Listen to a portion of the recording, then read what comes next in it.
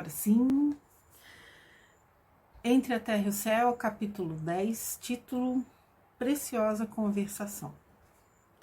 Blandina, que parecia bastante versada nas questões da infância, associando-se à conversação que Clarencio desenvolvia, considerou com interesse. Efetivamente, a lei é invariável. Contudo, a criança desencarnada muitas vezes é problema aflitivo. Quase sempre dispõe de afeiçoados que a seguem de perto, amparando-lhe o destino. Entretanto, tenho observado milhares de meninos que, pela natureza das provações em que se envolveram, sofrem muitíssimo à espera de oportunidades favoráveis para a aquisição dos valores de que necessitam.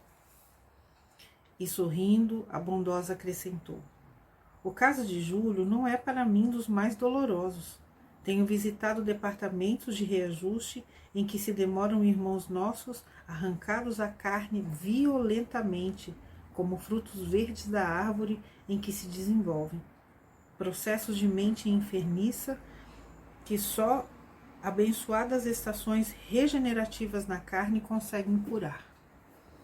Poderíamos receber de sua experiência alguns exemplos objetivos? Indagou Hilário, curioso. Ah, são muitos, ponderou a nossa interlocutora. Temos para demonstração mais prática os absurdos da megalomania intelectual. Há pessoas na Terra que não se acautelam contra os desvarios da inteligência e fazem da astúcia e da vaidade o clima em que se respiram.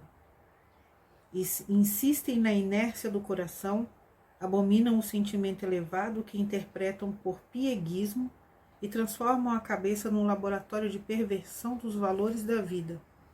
Não cuidam senão dos próprios interesses, não amam senão a si mesmo.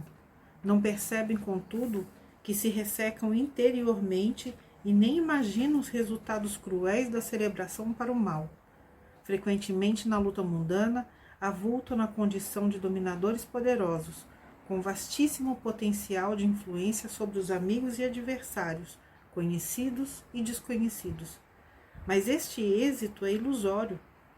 Caem sobre o guante da morte com grande alívio dos contemporâneos e passam a receber-lhe as vibrações de repulsa. Semelhantes criaturas naturalmente são vítimas de si mesmas e sofrem os mais complicados desequilíbrios mentais. Depois de períodos mais ou menos longos de purgação, após a transição da morte, voltam à carne, necessitados de silêncio e solidão, para se desvencilharem dos envoltórios inferiores em que se enredaram, assim como a semente precisa do isolamento na cova escura para desintegrar os elementos pesados que a constringem para um novo desabrochar. A moça esboçou inteligente sorriso e continuou: imaginemos que a terra se recusasse a auxiliar as sementes que esperam reviver. O solo expulsá-las-ia e, em vez dos germes libertados para a vitória da plantação, teríamos tão somente peves secas, em aflitiva inquietude, desorientando a lavoura. Em verdade, a maioria das mães é constituída por sublime falange de almas nas mais belas experiências de amor e sacrifício, carinho e renúncia, dispostas a sofrer e a morrer pelo bem-estar dos rebentos que a providência divina lhes confiou às mãos tenras e devotadas. Contudo, há mulheres cujo coração ainda se encontra em plena sombra, mais fêmeas que mães, jazem obcecadas pela ideia do prazer e da posse e, despreocupando-se dos filhinhos, lhe favorecem a morte. O infanticídio inconsciente e indireto é largamente praticado no mundo, e como débito reclama o resgate, as delongas na solução dos compromissos assumidos acarretam enormes padecimentos nas criaturas que se submetem aos choques biológicos da reencarnação e veem prejudicadas suas experiências de quitação com a lei. Ante a pausa que se fizera natural, inquiri: mas a lei não traçará princípios inamovíveis? Pretenderá a irmã dizer que uma criança pode desencarnar fora do dia indicado para sua libertação? Sim, sem dúvida, atalhou o ministro que nos escutava. Há um programa estruturado na espiritualidade para as nossas tarefas humanas. Entretanto, pertence-nos a condução dos próprios impulsos dentro delas. Em regra geral, multidões de criaturas cedo se afastam do veículo carnal, atendendo a serviços de socorro e sublimação, mas em numerosas circunstâncias, a negligência e a irreflexão dos pais são responsáveis pelo fracasso dos filhinhos. Aqui, explicou Blandina delicada, recebemos muitas solicitações de assistência a benefício de pequeninos ameaçados de frustração. Temos irmãs que, por nutrirem pensamentos infelizes, envenenam o leite materno, comprometendo a estabilidade orgânica dos recém-nascidos. Vemos casais que, através de rixas incessantes, projetam os raios magnéticos de natureza mortal sobre os filhinhos tenros, arruinando-lhes a saúde, e encontramos mulheres invigilantes que confiam o lar a pessoas mais animalizadas, que a cata de satisfações doentio não se envergonham de ministrar hipnóticos a entezinhos frágeis que reclamam desvelado carinho. Em algumas ocasiões, conseguimos restabelecer a harmonia com a recuperação desejável. No entanto, muitas vezes somos constrangidas a assistir ao malogro de nossos melhores propósitos. Nesses casos, interferi buscando maiores esclarecimentos. Blandina, porém, percebendo-me a indagação íntima, adiantou: nesses casos, ainda e sempre a lei é invariável. As provas e tarefas sofrem dilação no tempo, mas serão cumpridas. Afinal, aquilo que não se realiza num século pode efetuar-se em outro. Nossa boa vontade e nossa aplicação aos desígnios divinos podem abreviar qualquer espécie de serviço. Quem persiste na direção do bem, mais cedo atinge a vitória. E com um formoso sorriso que lhe bailava no semblante juvenil, acrescentou: não vale fugir a responsabilidades, porque o tempo é inflexível e porque o trabalho que nos compete não será transferido a ninguém. Hilário, que acompanhava a conversação com extremo interesse, considerou: antigamente, na Terra, conforme a teologia clássica, supunhamos que os inocentes, depois da morte, permaneciam recolhidos ao descanso do limbo, sem a glória do céu e sem o tormento do inferno. E nos últimos tempos, com as novas concepções do espiritualismo, acreditávamos que o menino desencarnado retornasse de imediato à sua personalidade de adulto. Em muitas situações é o que acontece, esclareceu Blandina afetuosa. Quando o espírito já alcançou elevada classe evolutiva, assumindo o comando mental de si mesmo, adquire o poder de facilmente desprender-se das imposições da forma, superando as dificuldades da desencarnação prematura.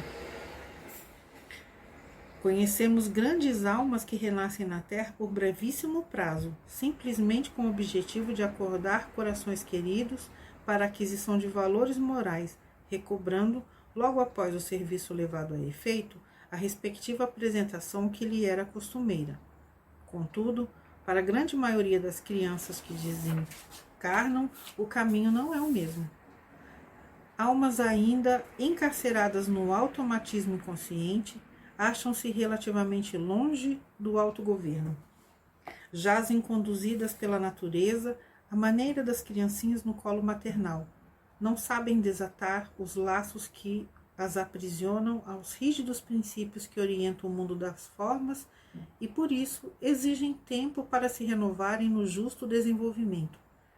É por esse motivo que não podemos prescindir dos períodos de recuperação para quem se afasta do veículo físico, na fase infantil, de vez que, depois do conflito biológico da reencarnação ou da desencarnação, para quantos se acham nos primeiros degraus da conquista do poder mental, o tempo deve funcionar como elemento indispensável de restauração.